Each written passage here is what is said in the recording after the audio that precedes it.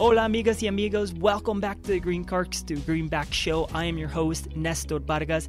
I'm going to help you find peaceful prosperity by sharing practical money tips and proven mindset hacks. I'm a certified financial planner with over 12 years of experience and a first-gen kid who now makes over 6 figures only working 3 months per year. If you're a Latino or Latina looking to dramatically improve your current situation, well, this is the show for you. In this show, you will hear real-world examples of what other successful people are doing to make more money and live a better life. Let's dive into the show. So welcome, everyone. Welcome to the first live episode of the Green Cards to Greenbacks show. Today, we have an amazing guest, Jannese Torres. We'll hear all about her story here in just a minute. But I wanted to take a moment to really explain the whole concept of this live show. And the live show really is here for you, is to build community with your other peers, for you to hear what other people are going through and to really help each other out. Obviously, we want to have Jannese give us her best nuggets that she has from her amazing experience and success that she's had. But we also want to make sure that people have a platform to communicate and really interact with each other. And so, thanks for being here, Jannese. Really appreciate it. Let me go ahead and frame the show. Really, COVID showed us how valuable flexible work schedules are and how much more we can get accomplished by not having to commute. But now that COVID is quote unquote not there anymore, it's not a big deal for the companies. It's either comply or get fired. And a lot of these companies are saying, you need to come back to the office. So we want to talk about that, right? We want to talk about what we can do. And so that's why I'm bringing you on. I'm bringing a badass Jannese Torres, who instead of actually getting depressed when she got fired, she got motivated and has built an amazing business that brought over about $1 million worth of revenue in 2022. I'm sure you're going to crush it this year as well. So welcome, Jannese. Thank you so much for having me. Absolutely. My pleasure. So with that said, let me start with this. Give us a little glimpse as to how did you get here? What was your journey? Yeah. So, when I talk to a lot of entrepreneurs, I find that our stories are similar in the sense that the path is typically not linear. And for me, it was definitely not part of my plan to be a business owner, to do any of what I'm doing now in the financial literacy space. I am Latina, Puerto Rican, proud, loud, and I grew up in a household that had very specific instructions, and it was go to school, get a degree, get a corporate job, and, do that whole thing for 45 years. And that's the American dream. So I followed that prescription, if you will, into my mid-20s. I ended up getting 2 degrees just to confirm, that I was really doing the thing. And I found myself completely unsatisfied in that path of just feeling like I had a very specific, routine, I couldn't be creative at work. There was just a part of me that felt completely unfulfilled by taking the traditional path. And so sort of as an exercise of rebellion, I started a side hustle. My first side hustle was a food blog, and that still exists today, 10 years later. I was inspired to create something that could feed my soul, that could feed a passion that I had outside of my corporate identity. And so with the food blog, I was able to share my Puerto Rican heritage, recipes that I grew up with. And I just started to feel this spark of creativity and creating something that then people could pay me to do. And that was the first time that I started making money doing something that literally came out of my head, right? This idea of inventing something and all of a sudden it has some value and people want to attach monetary value to it was incredible to me.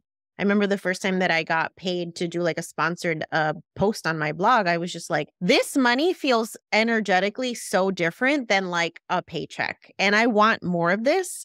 And I never looked back since then. So for the past 10 years, I've been building all types of online content-based businesses. And so now I'm in the space where I'm taking all of that experience and sharing it with folks who tune into my podcast and who follow my platform, Yo Quiero Dinero. Yeah, absolutely. That was such an amazing journey that you've taken. And a lot of people know it's been 10 years, right? It's been 10 years of hustle and failures and wins and all of that good stuff that, we as business owners go through. I just want to take a moment to say hi to Rosie. Rosie, how are you? Welcome, Mila and Kim. If you guys have any questions, feel free to please put them on the chat and then we'll get to them there towards the end of the episode. But Jannese, going back to your journey, how long before you actually decided to go full time, or are you doing the blogging? So I was blogging for 7 years before I made the decision to make it a full-time thing. And, a part of that was I really wanted to get good at making money consistently, right? Because sometimes as entrepreneurs, we do have kind of that seasonality when it comes to how we earn income, and blogging is no different. So right now, in this first quarter of the year, this is my lowest earning time of year for the blog, but there are other ways that I make money that can supplement that. So I needed to really understand the nature of my business to really start to scale and treat my business like a business versus a side hustle, which I did for far too many years and just really not taking it as seriously as I could have. So by the time that, 2020 rolled around, I was making consistently five, six, seven, $8,000 a month. And for me, that felt like real money, right? That felt like I could replace my paycheck with this money. And so once I had kind of the evidence that things were more consistent, and I also, started to plan like what that future state would look like from a benefits perspective, right? When you quit your job, you got to think about health insurance, you got to think about life insurance, you got to think about what are you going to do for taxes and all these different things. So I really wanted to focus on setting up the infrastructure on the back end so that when I was ready to pull the plug, which I eventually did in May of 2021, that everything was in place for it to be as seamless as possible. I love that. Yeah, I did the complete opposite, and I would tell people don't do that. But for me, it was different. I was working for a financial firm. I couldn't start anything related to financial because it was competing against the business, and so Yeah. they wouldn't even allow me to really express my voice on LinkedIn or anything like that. And if any of you here on this live show are going through that, I do want to talk about creative ways to create a personal brand while we are working for a company that can be an asset later down the road if we do decide to actually go the side hustle route, or if we want to really maybe apply for another job. So, Jannese, let's start there. What do you feel are some ideas to build a personal brand while you're working for a corporation? Yeah, I think the biggest thing to consider is if what you're planning to do is in direct competition or conflict with your current employer, you're going to have to kind of take a more creative route, whether that is assuming an anonymous identity at first, which is pretty common actually in the personal finance space for folks to be anonymous bloggers or anonymous content creators just because of the nature of what they do. If there's no conflict there, then I feel like it's up to you to decide how much you want to disclose to your employer. If there's not some sort of like contractual obligation for you to do that, then I'm not the biggest fan of like letting everybody know what you're doing just because you could get some negative attention, right? And I actually ended up getting outed by a coworker that told my boss about my Instagram and all these things that I was doing, and my boss was literally like, "Are you quitting? Because somebody sent me your Instagram and you're, blowing up out here." So that was very awkward, right? And that was me not intentionally like advertising to people that I work with what I was doing. But there's going to come a time where like people may notice what you're doing. And, it's either you tell them up front, hey, this is something that I have going on, especially like if you're in the process of interviewing for a new job and you're already in the process of building a brand, like let them know, hey, by the way, this is something else that I have going on. If this is going to be an issue, let me know now because then you don't even accept the job, right? Or they might even see it as a benefit that you're like honing in all these different skills when it comes to like marketing and content creation. And, there's a lot of things that we learn as content creators that can be very valuable to businesses. So they're either going to see it as a threat or they're going to see it as an asset. That's not really for you to decide. You got to live your life. You got to live your dreams, and whoever's going to be there to accommodate and support them, those are the people that you want to keep around. And if your job's not one of those entities, then that probably tells you something about what you should be doing when it comes to planning to be there long term. Yes, I love that. And you talked about if something's going to be of conflict, then you got to be ready to either be let go or have a discussion with your manager and try to sell the fact that you're developing the skills that are ultimately going to help the corporation. But I also think that we can use, especially for our Latinos and Latinas, we can use our culture as something that we can speak loudly about, that Yeah. we can build a brand around. that can really be an asset for that corporation then, because you're different, right? But you're also developing your following, you're developing these people who are going to ultimately know you, trust you, and like you. And when you do want to make that jump, you've got a following that. Yeah, I love the idea of leaning into what makes you you as a content creator, as a brand. I have found, 2 out of 2 times with both of my brands, like that has been the thing that has helped me kind of stand out from the crowd versus just trying to serve everybody. Being unapologetically Latina from the get has been the reason why I believe that both of those, both my personal finance brand and my food blog have blown up, because I'm serving a community that is used to being ignored and is used to kind of trying to be lumped into everything else. And there's a lot of things that are unique to our experience. There's a lot of things that are unique to our culture. And I feel like people want to be acknowledged for that. They don't want to be lumped into, everybody else. And it's okay to be who you are, especially as a brand. Like, how can you show up authentically for something if you can't even feel like you're entitled to do that? So you have to give yourself that permission. Yeah, yeah, absolutely. So now that we've talked about your journey and we've talked about maybe people who how can develop personal brands, whether they're looking to start side hustle, ultimately be full time, or maybe they just want to move up in their career. We talked about the issue right now that a lot of people are facing. There's layoffs. Corporations are saying, hey, you got to come back to work. You can't work from home anymore. We've gotten used to working from home. You've got kids, like, oh my goodness. So what should our mindset be in this year? Yeah. I think it's definitely one of those put your oxygen mask on first moments. And I cannot stress the importance of having not just an emergency fund, but actually like a separate pot of money that is almost like your runway for whatever creative projects that you might want to take on without too much guilt, right? So if you know that that's something that you want to do, if like, let's say by the end of 2023, you want to take a year off of your career and you want to go and 100% in on this business idea that you have, you want to give yourself the breathing room to do that. And so putting aside some money that is going to be your launch fund, your business launch fund, whatever it is that you want to do, I think that's so important, because not only are you like actively showing your brain like, hey, we're taking this seriously, like we're putting skin in the game and this is going to be the thing that happens, but it's also going to allow you to figure out the hardest part of that whole journey, which is the first year of entrepreneurship. For most of us, it's kind of just like throwing things at the wall and seeing what sticks. You have the ability to really experiment without the stress of like, oh my God, how am I going to pay my bills in like 2 weeks? Because you've set aside money. So if your goal is to like take a year off, make it a goal to save a year's worth of your expenses. Obviously, that's going to take time, but you got to put the goal out there first before you actually know what to be working towards. Yes, yes, absolutely. Talk about, you talked about having that fund to ultimately either let you travel or start the business. You obviously teach people how to start an online business. Yeah. Do you guys talk about ways to fund the business in those courses? Yeah. So, I'm a big believer of focusing first on digital entrepreneurship because the cost to entry is so low. Yeah. I started my food blog with, I don't even think I had my own laptop. I think I literally was using like my work laptop. Okay. I don't necessarily recommend that, y'all, but if you have a, computer that hooks up to the internet, like you're good.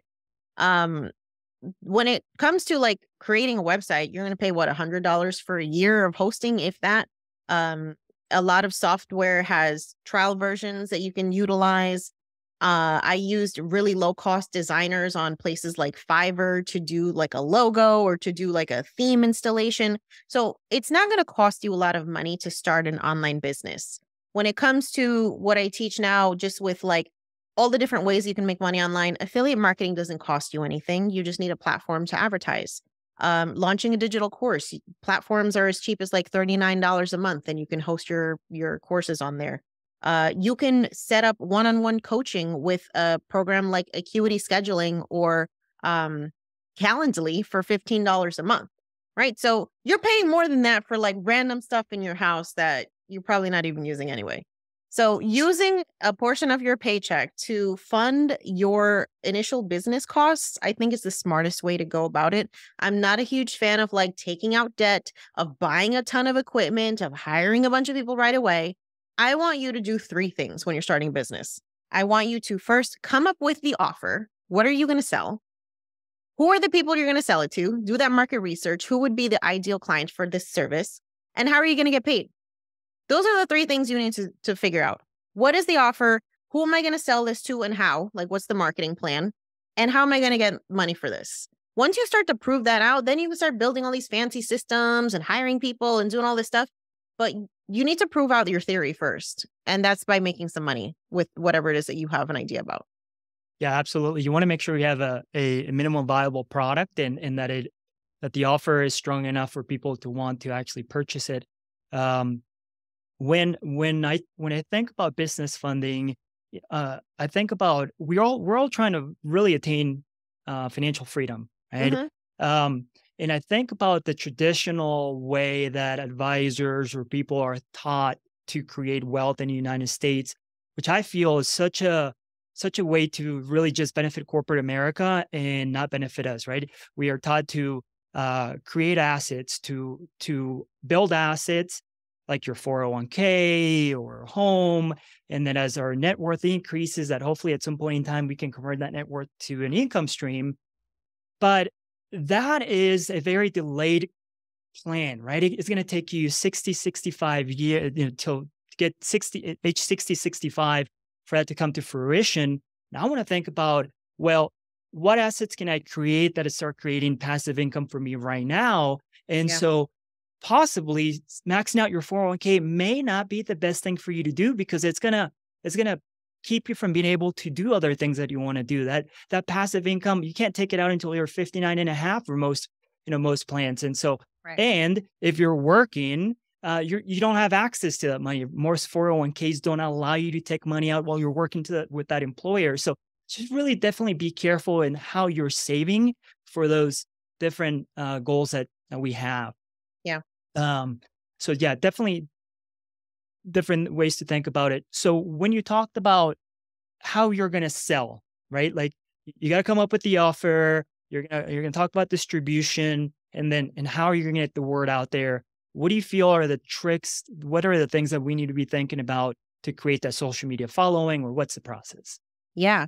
So I love to follow a framework that spells out the word time when it comes to creating intentional social media content that actually converts. Hmm. So T stands for transformation. People buy transformations. Like when you see an outfit in a store or a pair of shoes or a makeup or whatever, you get emotionally attached to like, oh my God, my life is going to be so much better after I get this thing. Right. So understanding the psychology of marketing is like super important. And so showing how whatever it is that you have to offer can transform somebody's life, whether that is by you sharing your own testimony of how the things that you've been able to accomplish have come from a result of what you're now teaching, or if you share client testimonials, that's very impactful. And that's how you start to build trust as an authority. The second thing is inform.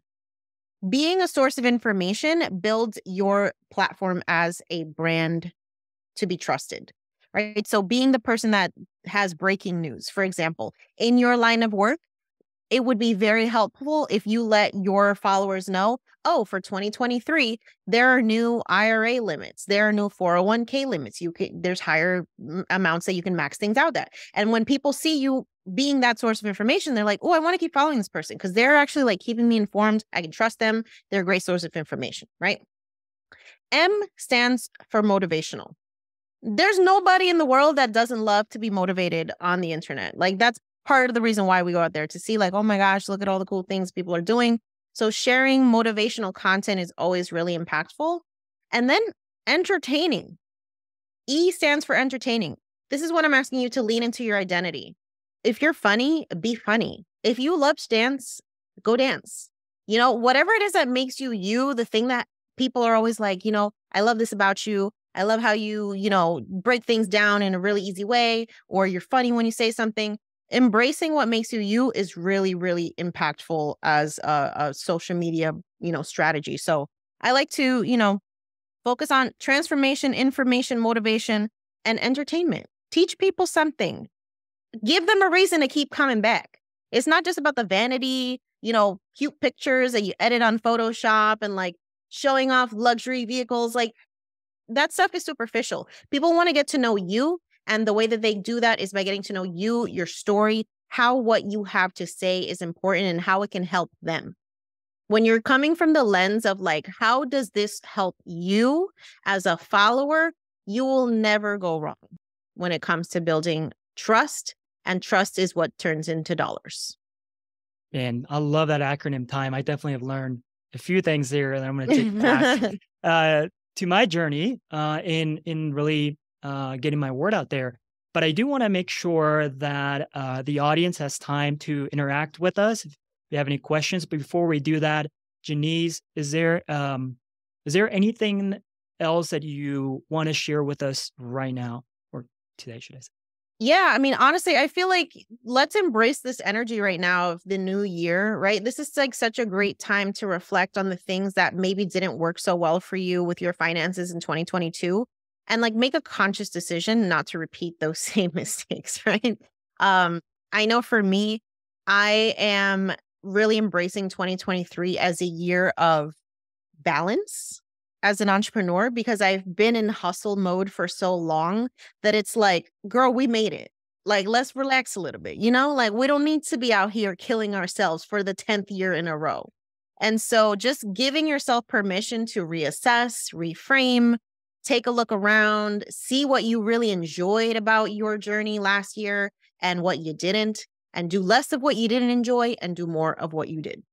Absolutely. I think reflection on your past is such a great teacher, and many people don't do that. It's just as easy as journaling, taking 3 minutes, 5 minutes, and saying, what happened today? What did I like? What I didn't like? Be able to go back to the journal and really reassess your life. So, so important. And you can learn so much from your prior experiences. We're always thinking about the future, but the past is full of amazing, amazing nuggets for us. Yeah. Perfect. Jannese, how do people find you if they want to learn more about how to start a side hustle and just find And all that financial fun stuff. independence? You can find me at yoquierodineropodcast.com. On there, you'll find my socials, my courses, all the different ways that we're promoting financial literacy for the Latinx community. We have blog posts. I have a podcast called Yo Quiero Dinero that you can listen to wherever you're listening to this show. And honestly, it's just, the hardest part is just starting to take action with the information that you learn. It's not enough to just be a perpetual student. And I think some people tend to fall into that mindset where it's like, I need to read one more book. I need to listen to one more podcast and whatever. At some point, you need to start putting into place the things that you're learning because that's when things will really change. So you can check out everything that we're doing at yoquierodineropodcast.com. I love it. I love it. And I listen to it all the time. That's for sure. So, Rosie, Mila, Kim, what questions?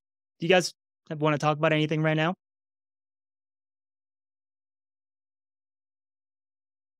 Ru, can we say something? Yes, please. Well, it's interesting. I feel like I've gotten out of my perpetual student stage and I've been taking action. I believe I have a pretty diversified portfolio in terms of things that I'm investing in, but I haven't done anything, like I haven't gotten hard on anything, meaning I feel like I've dabbled just to kind of get a sense to, kind of go through it. But so I feel like I'm in a stagnant stage now where I'm not sure where to focus in on or where to go bigger on. So curious if there's some insight there on how to just kind of take it. I feel like I'm in like the beginner intermediate and I'm trying to like kick it up a notch basically. So is that with regards to investments or entrepreneurship or like what are we referring to as far as like what you're working on? Great question. Doing all of it. Just okay. Lost consultancy last year. And so building that. So just, maybe if there's one that resonates or you feel like there's more, I'm open to either. Yeah. When it comes to entrepreneurship, especially in the beginning, I think a lot of us can have a tendency of like wanting to do all the things because we see all these other things that people are doing. And it's almost like, well, I'm going to start a podcast and I'm going to create a blog and I'm going to offer one-on-one coaching and I'm going to launch a course and I'm going to start doing speaking engagements and blah, blah, blah. And it's like, okay, wait a minute. This is exhausting, especially if you're doing this by yourself. So I like to focus in on a couple different things. First, having like your headquarters, wherever it is that you're going to be like, this is where I want people to go to find out more about me. Like for me, that was a podcast initially. I said, I want to start a podcast. This is going to be like the home base.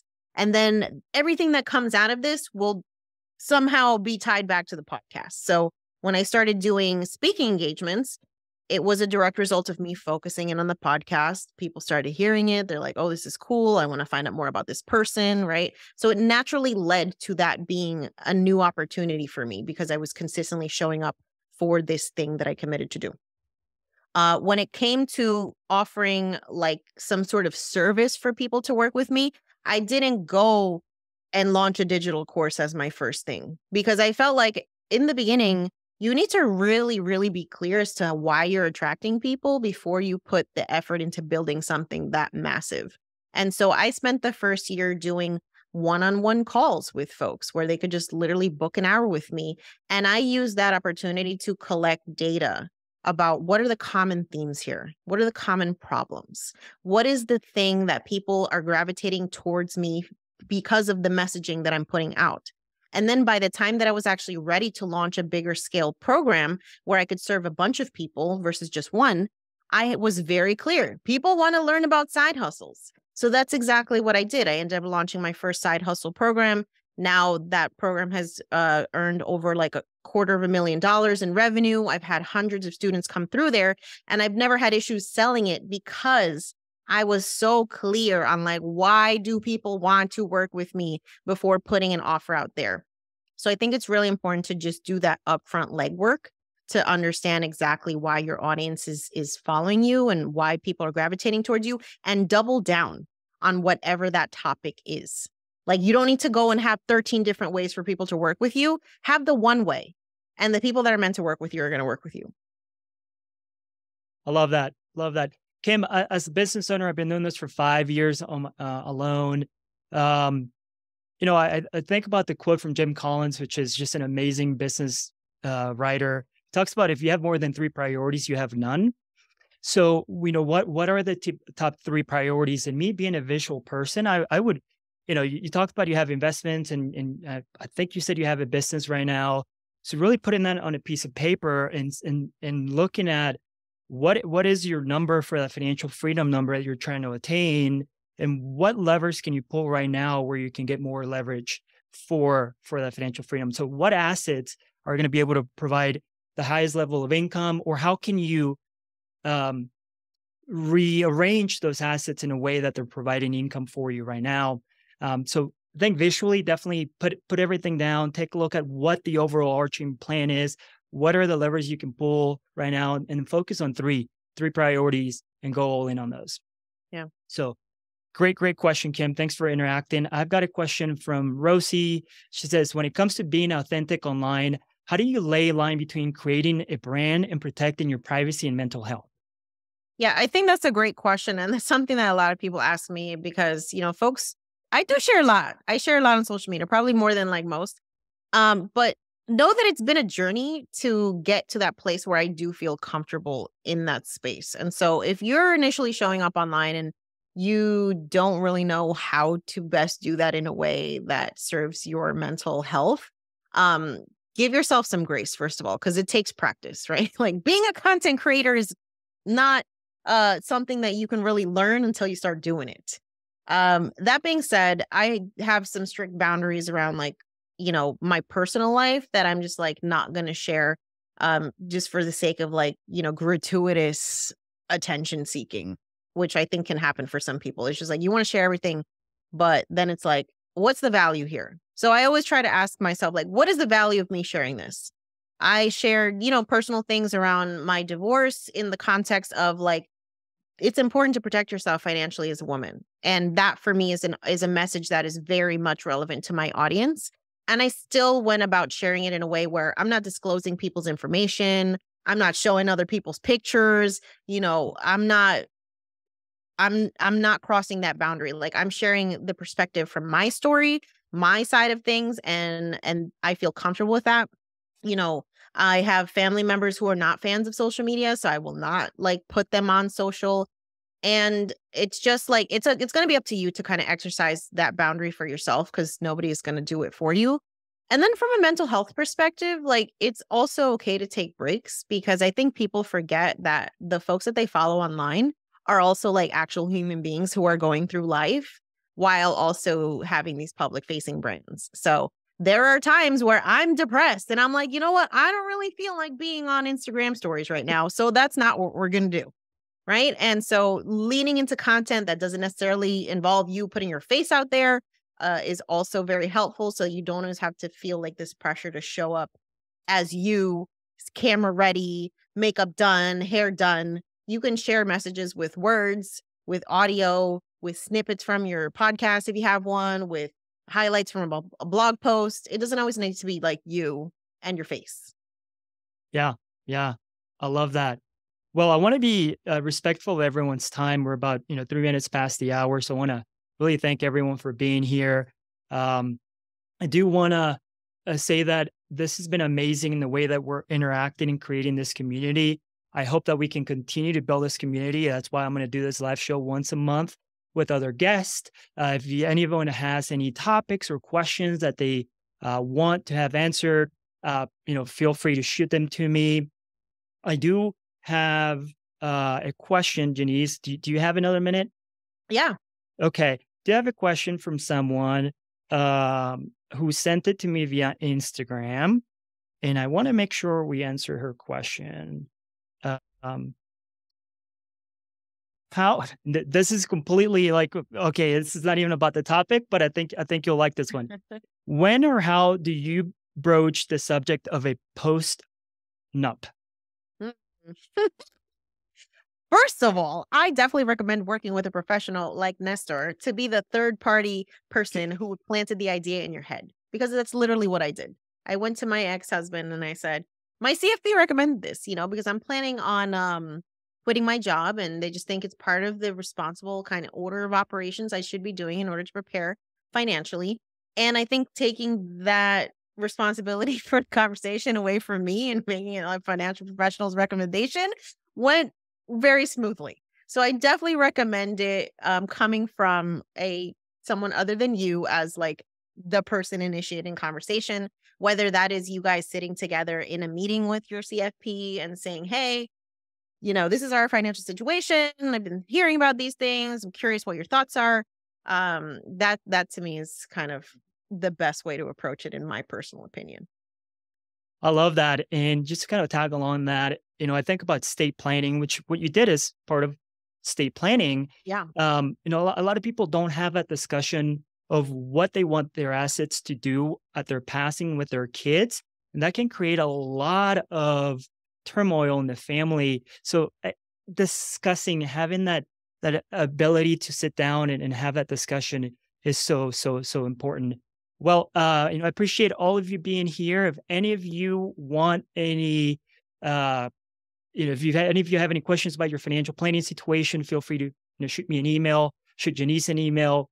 You can find us on Instagram. But thank you so much, guys, for being here. I really, really appreciate it. Y'all have a good day. Bueno, pues. I hope you guys enjoyed this episode. I want to go ahead and ask you to please send me any questions you may have or any topics you want me to talk about. Go ahead and send them to Nestor, Nestor, at greencardstogreenbacks.com. I actually read every email you send, so I'd love to hear from you. Don't forget to head over to greencardstogreenbacks.com for the show notes for this episode, and really links to any resources we may have discussed. Bueno, amigos y amigas, nos vemos pronto. Let's go make those greenbacks.